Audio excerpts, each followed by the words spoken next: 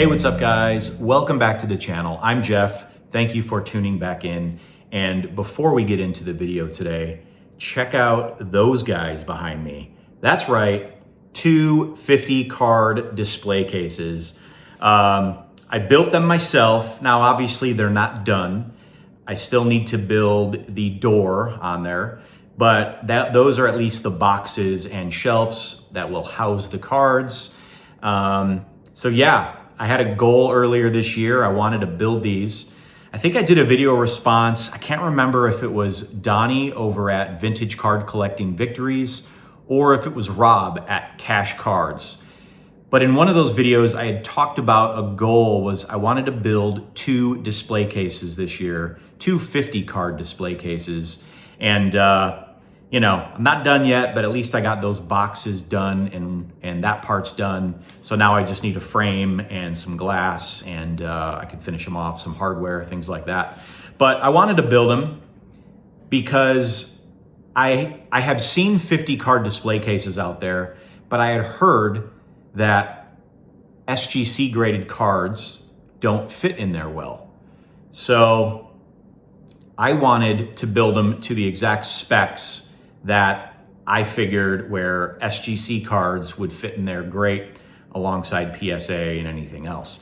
So these two are built. There's 5 rows of 10 graded cards. SGC cards fit in there perfectly.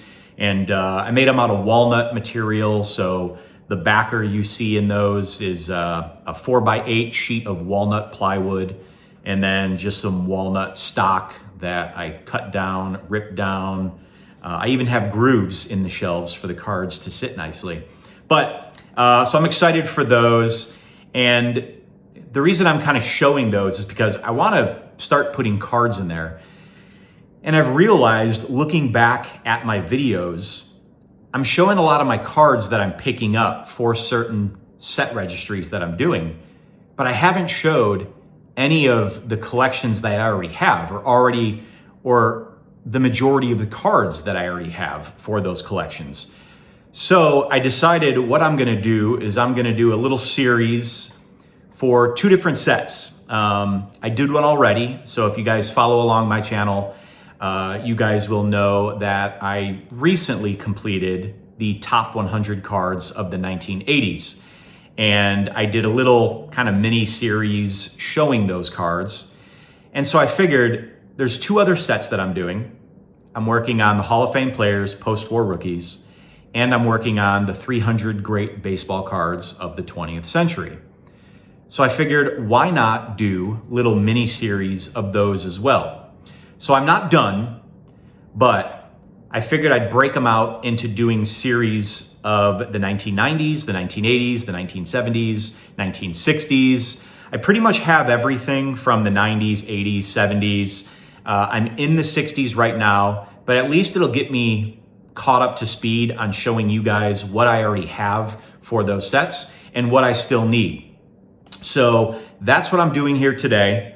I'm gonna do it in the same format that I did the top 100 cards of the 1980s videos that I did. Hopefully this works. I don't know if it's gonna work. This may turn out to be a crap video, but I'm gonna try it anyway. I'm gonna run with it for this video, and if for some reason it doesn't work, I'll kind of change it up for the next video. But for this video, what I'm gonna do, the series I'm gonna start is the Hall of Fame players post-war rookies. So it's a PSA registry set. It's a very popular set. A lot of guys out there, most of you are probably familiar with it. But I'm working on it, and like I said, I'm into the 60s. I pretty much have everything, you know, from the 90s down to the 60s. There's a couple cards of Hall of Famers that are in the 2000s, but that doesn't really warrant a video. So I'm just gonna start in the 90s, work my way back. And so here today, I'm gonna show you there's 20 cards from that set registry of Hall of Famers that have rookie cards in the 1990s. So I'm gonna get right to it. I'm gonna jump in. I got all 20 cards right here. So again, I'm not going to show them to you where you're seeing my face in the background and me showing these to you. And I'm not even gonna really turn the camera around and do the hand model thing. What I'm gonna do is I'm gonna try to take some quality photos of these and do a voiceover about the players. And I'll give a little bit of, I'll tell you what the card is, I'll give it a little bit about their stats, and we'll go from there. Like I said, I'm gonna do my best with this thing. We'll see how it works out. But here we go. I'm gonna turn this thing around or get it resituated, and let's look at some 90s Hall of Fame players, post-war rookies. All right, guys, so kicking off our run today of Hall of Fame players, post-war rookies, 1990s edition, is the 1990 Leaf Frank Thomas rookie card. Frank Thomas played 19 seasons from 1990 to 2008. He played with the Chicago White Sox, the Oakland A's, and the Toronto Blue Jays. He was a 5-time All-Star and a 2-time AL MVP award winner. He was a .301 lifetime batting average, 2,468 hits, and hit 521 home runs. He was elected to the Baseball Hall of Fame in 2014 on his first ballot. Next on this list is another card from the 1990 Leaf set, and that's Larry Walker. Larry Walker played for 17 seasons from 1989 to 2005. He played for the Montreal Expos, the Colorado Rockies, and the St. Louis Cardinals. He was a 5-time All-Star and an NL MVP in 1997. He had a career .313 batting average with 2,160 hits and hit 383 home runs. Larry Walker was elected to the Baseball Hall of Fame in 2020. The third card on this list is the 1991 Bowman Jim Thome. Jim Thome played 22 seasons from 1991 to 2012. He played with the Cleveland Indians, the Philadelphia Phillies, the Chicago White Sox, the Los Angeles Dodgers, the Minnesota Twins, and the Baltimore Orioles. He was a 5-time All-Star who had a career .276 batting average. He had 2,328 career hits, and he hit 612 home runs. He was elected to the Baseball Hall of Fame in 2018 on the first ballot. The fourth card on this list also comes from the 1991 Bowman set, and that's of Chipper Jones. Chipper played 19 seasons from 1993 to 2012, but he did not play in '94 due to injury. He spent his entire career with the Atlanta Braves. He was an 8-time All-Star and an NL MVP in 1999. He had a career .303 batting average with 2,726 hits and 468 home runs. Chipper was elected to the Baseball Hall of Fame in 2018 on his first ballot. Coming in at number 5 is the 1991 Ultra Update Mike Mussina. Mike played for 18 seasons from 1991 to 2008. He played with the Baltimore Orioles and the New York Yankees. He was a 5-time All-Star. He had 270 career wins versus 153 career losses. He had a career 3.68 ERA and 2,813 strikeouts. Mike was elected to the Baseball Hall of Fame in 2019. And number 6 on this list, and another card from the 1991 Ultra Update set, is the Ivan Rodriguez. Ivan played for 21 seasons from 1991 to 2011. He played with the Texas Rangers, the Florida Marlins, the Detroit Tigers, the New York Yankees, the Houston Astros, and the Washington Nationals. He was a 14-time All-Star, an AL MVP in 1999, and a 13-time Gold Glove Award winner. He had a career .296 batting average with 2,844 hits and 311 home runs. He was elected to the Baseball Hall of Fame in 2017 in his first ballot. And the 7th card on this list, and the 3rd from the 1991 Ultra Update set, is the Jeff Bagwell. Jeff played for 15 seasons from 1991 to 2005, all with the Houston Astros. He was a 4-time All-Star. He was Rookie of the Year in 1991, and he was an NL MVP in 1994. Jeff had a career .297 batting average with 2,314 hits and 449 home runs. He was elected to the Baseball Hall of Fame in 2017 in his first ballot. The 8th card on this list belongs to the 1991 Upper Deck Final Edition Pedro Martinez. Pedro played for 18 seasons from 1992 to 2009. He played with the Los Angeles Dodgers, the Montreal Expos, the Boston Red Sox, the New York Mets, and the Philadelphia Phillies. He was an 8-time All-Star, a 3-time Cy Young Award winner, and he won the Triple Crown for pitching in 1999. Pedro had a career 219 wins versus 100 losses. He had a 2.93 ERA and 3,154 strikeouts. He was elected to the Baseball Hall of Fame in 2015 on his first ballot of eligibility. Next up, and number 9 on the list, is the 1992 Bowman Trevor Hoffman rookie card. Trevor played for 18 seasons from 1993 to 2010. He played with the Florida Marlins, the San Diego Padres, and the Milwaukee Brewers. He was a 7-time All-Star who had a career 2.87 ERA. He had a career 61 wins and 75 losses, but made his mark as a closer and finished his career with 601 saves, number 2 on the all-time list. He was elected to the Baseball Hall of Fame in 2018. Card number 10, and another card from the 1992 Bowman set, is the Mariano Rivera. Mariano played 19 seasons from 1995 to 2013, all with the New York Yankees. He was a 13-time All-Star, a 5-time World Series champion, and holds the MLB record for 652 saves, just above Trevor Hoffman. Mariano Rivera has a career 82-60 win-loss record and a 2.21 ERA. He was elected to the Baseball Hall of Fame in 2019 in his first ballot, and he received 100% of the vote, the only player in history to receive 100% of the vote.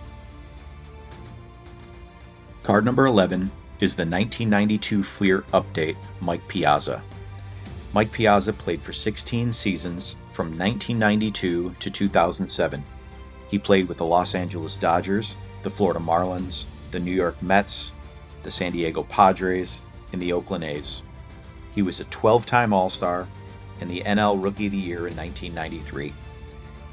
He has a career .308 batting average with 2,127 hits and 427 home runs. He was elected to the Baseball Hall of Fame in 2016. The next card on the list, and number 12, is the 1993 SP Derek Jeter. Derek Jeter played for 20 seasons from 1995 to 2014, all with the New York Yankees. He was a 14-time All-Star, a 5-time World Series champion, and AL Rookie of the Year in 1996. He had a career .310 batting average, 3,465 hits, and 260 home runs. He was elected to the Baseball Hall of Fame in 2020 in his first ballot with 99.7% of the vote, 1 vote shy of 100%. The 13th card on this list is the 1993 Topps Traded Todd Helton. Todd played for 17 seasons from 1997 to 2013, all with the Colorado Rockies. He was a 5-time All-Star who had a career .316 batting average, 2,519 hits, and 369 home runs. He was elected to the Baseball Hall of Fame in 2014. Number 14, and a card I still need to pick up a graded version of, is the 1994 Bowman Billy Wagner. Billy played for 16 seasons from 1995 to 2010. He played with the Houston Astros, the Philadelphia Phillies, the New York Mets, the Boston Red Sox, and the Atlanta Braves. He was a 7-time All-Star who had a career .231 ERA and made his mark as a closer with 422 career saves. Billy was elected to the Baseball Hall of Fame this year in 2025. Coming in at number 15 on this list, the 1995 Bowman's Best, Vladimir Guerrero. Vladimir played for 16 seasons from 1996 to 2011. He played for the Montreal Expos, the Angels, the Rangers, and the Orioles. He was a 9-time All-Star and an AL MVP in 2004. He had a career .318 batting average with 2,590 hits and 449 career home runs. He was elected to the Baseball Hall of Fame in 2018. Number 16, and another card from the 1995 Bowman's Best set, is the Scott Rowland. Scott played for 17 seasons from 1996 to 2012. He played for the Philadelphia Phillies, the St. Louis Cardinals, the Toronto Blue Jays, and the Cincinnati Reds. He was a 7-time All-Star. He was a Rookie of the Year in 1997 and an 8-time Gold Glove winner. He had a career .281 batting average with 2,077 hits and 316 home runs. He was elected to the Baseball Hall of Fame in 2023. Number 17 is the 1997 Bowman Chrome Adrian Beltre. Adrian played for 21 seasons from 1998 to 2018. He played with the Los Angeles Dodgers, the Seattle Mariners, the Boston Red Sox, and the Texas Rangers. He was a 4-time All-Star, a 5-time Gold Glove winner. He had a career .286 batting average with 3,166 hits and 477 home runs. He was elected to the Baseball Hall of Fame in 2024 in his first ballot. Number 18, and another card from the 1997 Bowman Chrome set, is the Roy Halladay rookie card. Roy played for 16 seasons from 1998 to 2013. He played for the Toronto Blue Jays and the Philadelphia Phillies. He was an 8-time All-Star, a 2-time Cy Young Award winner, and in 2010, he pitched a perfect game in May and a postseason no-hitter in October. He had a career 203 wins and 105 losses, a career 3.38 ERA, and 2,117 strikeouts.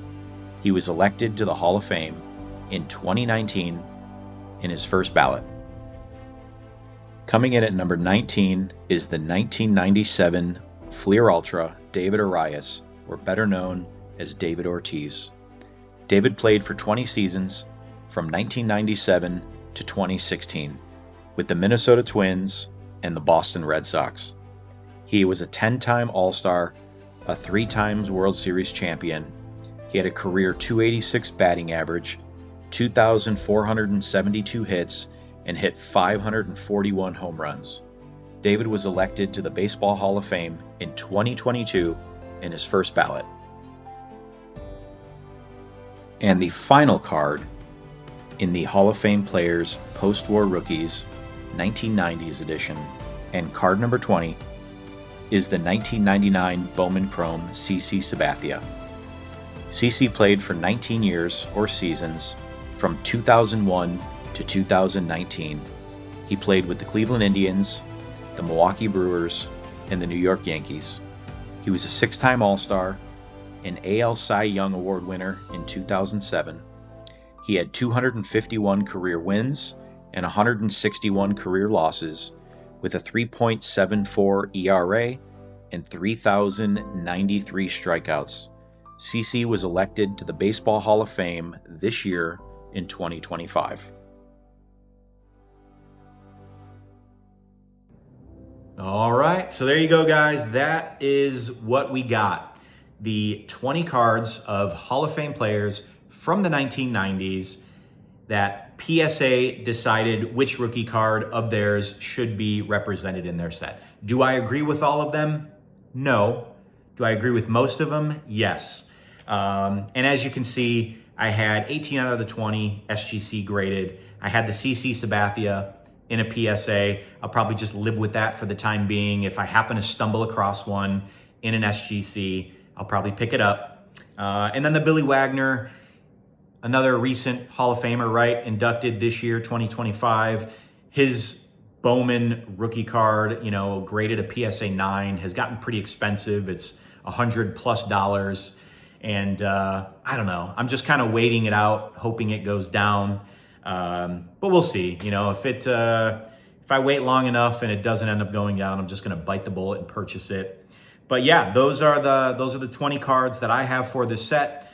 My next video in this series will show you the Hall of Fame players, post-war rookies of everybody that had a rookie card in the 1980s. So it'll show you the cards on PSA's registry from the 80s. And I have my next video probably will be, my next video in general will probably be showing you some cards from the 60s that I picked up. I have a card out at the eBay authentication right now that I should have back in the next couple days. And I can show that. And I think I got one, maybe two other that I'll show with that. But again, just some more 60s cards to try to knock these 60s off my list. But yeah, I appreciate you guys sticking around and watching. And let me know your feedback, right? If you don't think that was a good way of doing it, me showing the videos and the voiceover, or the photos and the voiceover, let me know. I won't be offended, I promise. It was just something new I wanted to try.